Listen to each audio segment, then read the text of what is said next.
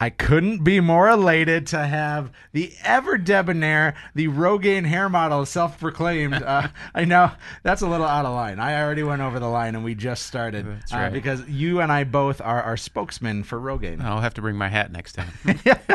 Brian Johnson, Valley Mortgage. Great to have you in studio with us once again. How's life in your world? It's great, Eric. It's keeping busy. The market's hot, and people are buying and selling, so it's great.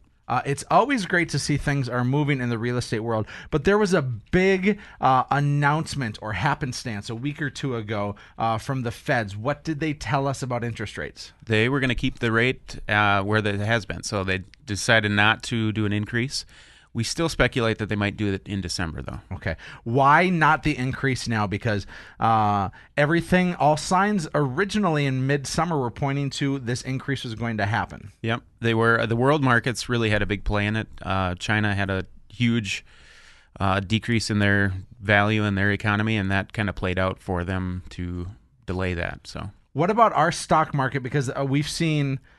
about an 8% depression in the stock market the last month. Does that play into it as well? It does. It was due for a correction, though. If you talk to any analysts, they were kind of expecting a correction at some point this year. I wish you would have told me that before I invested in the stock market this year, Brian. Thanks for that. Well, you're widely invested all over, so you'll do well.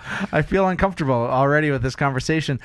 Brian, so interest rates are staying low. I know you're not going to give specific numbers, but what are we seeing right now? Are we higher than where we've been? Are we under where we've been? Where are we at? We're still sitting pretty good. For the year, I think we're nearing kind of the low part that we've been at. We might be an eighth or a quarter higher than where we've been all year, but rates are still good. 30-year fixed interest rates are still below 4%.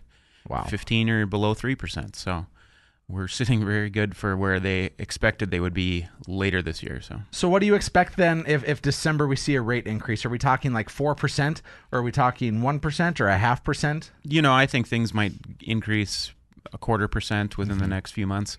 We get into next year, if things keep increasing, inflation goes up, if the Fed does start to increase rates, we could see rates be 0.25% to 0.5% by mid next year. Is that going to slow our market down, Brian? I don't really think it will. We've been at those levels within the last 12 and 24 months, and that really didn't have a slowdown in our market. Again, those of you just tuning in, we're talking with Brian Johnson of Valley Mortgage, and we're talking interest rates. BJ, if we see interest rates shoot up a full 1% or 1.5%, is that going to change our market? I don't think so. And quite frankly, I don't think we'll see that increase for a little while. A year Define or two. a little. Okay, a year or two. That's like me saying I'm going to have a little piece of pizza, and I have 9 Instead of pieces. the whole thing. Yeah, I have 9 little pieces. Yeah. So you think at least for the next year or two, you're not going to see a major increase? I think it'll be slow. I think things will progress a little bit at a time, a 0.25% here or there. But I think it'll be a while before we start to increase by a whole percent. So what kind of demand are you seeing out there right now? Because we've talked off air and on air, you're not seeing people refinance. No, that's gone down significantly, especially in our area. Mm-hmm. Most everyone has refinanced already. There's a few here and there that values have creeped up, so people do have some equity.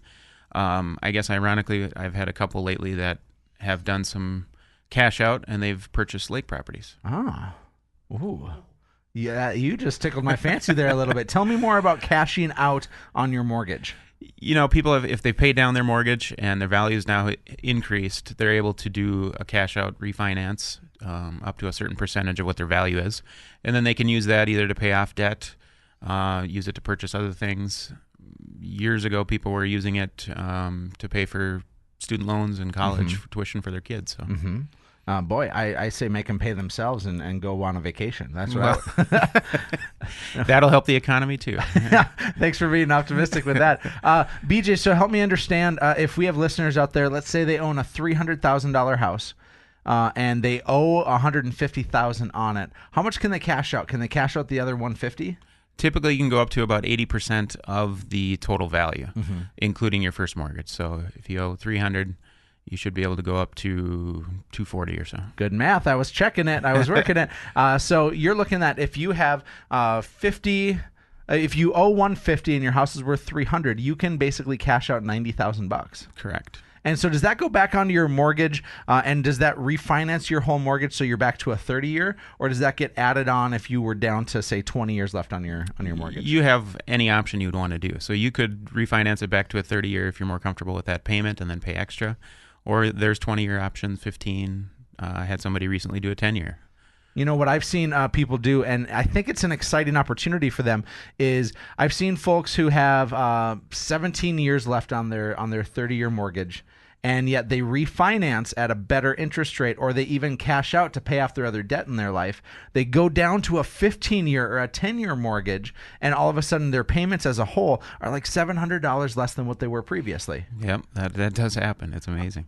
Because the debt that you're accruing on your vehicle, the debt that you're accruing on credit cards is oftentimes at a much higher interest rate, isn't it? It is. And credit cards and personal loans, with some certain financial institutions, they have higher interest rates. So if we can cut those out and you can use your home as collateral, typically you'll lower your payments. So it seems as though everybody needs to talk to you right now, BJ. So those of you who are listening, if you want to get pre-approved for a mortgage, if you want to rebundle and rehash and get rid of some other debt in your life, you got to talk to Brian Johnson. How can they contact you, BJ? Sure. Call my office at 701-461-8450 or visit us online at valleymortgageinc.com. BJ, thanks for sponsoring today's show. You're a great friend and a wonderful advocate in this industry. Those of you that are listening right now, stick around. We have a lot more show coming up. But in the meantime, head to livefargomoorhead.com to find out what your home is worth. This is Real Estate Radio with Erik Hatch.